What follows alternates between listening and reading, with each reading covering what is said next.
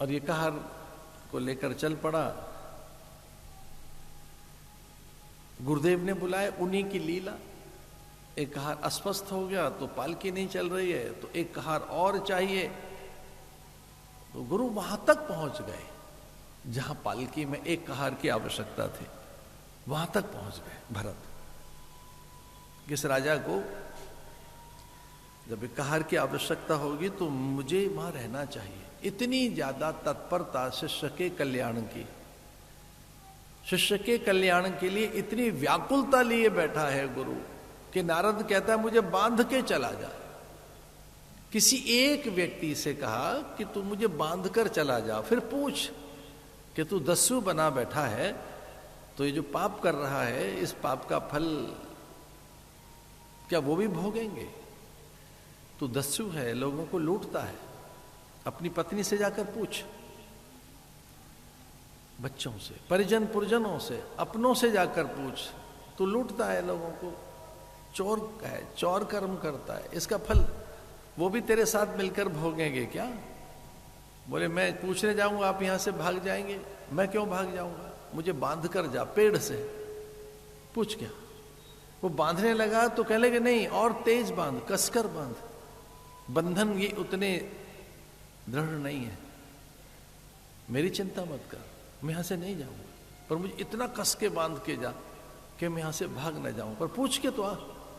गुरु इस तरह से बंधने को तैयार है शिष्य के कल्याण के लिए। मुझे बांध कर जा भाई। और गुरु ही वहां खड़े हो गए और उनको ही कहार बनाकर रख लिया, वही कहार बनाकर रख लिए गए। नमो नमः कारण विग्रहाय स्वरूप तुच्छीकृत विग्रहाय नमो वधूत द्विज बंधुलिंग निगूढ़ नित्यानुभवाय तुभ्यम्।